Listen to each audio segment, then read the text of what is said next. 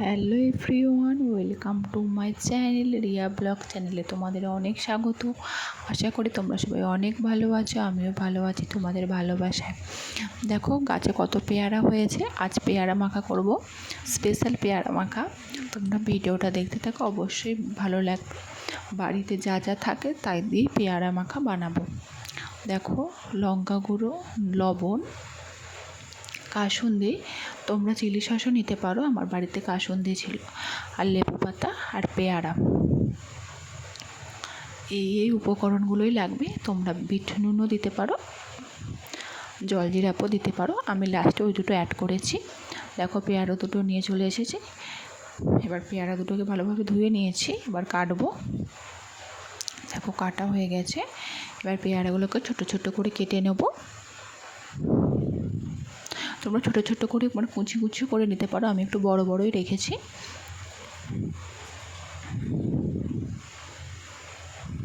দেখো কাটা হয়ে গেছে। এবার এতে সব মশলাগুলো দেবো। দেখুন লবণ দিচ্ছি, তারপরে বিট নুন। তোমরা বিট নুন দিতেও পারো, নাও পারো।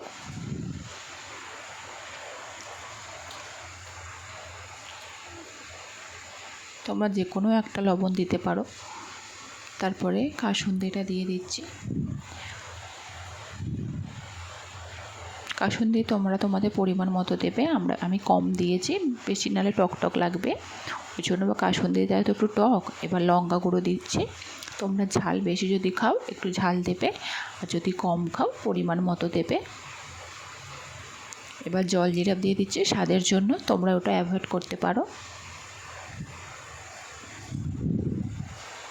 এবার গন্ধরাজ লেবুর পাতাটা ছিঁড়ে ছিঁড়ে দিচ্ছি, যাতে গন্ধটা একটু সুন্দর ওঠে। ভালো করে মাখিয়ে নিচ্ছি।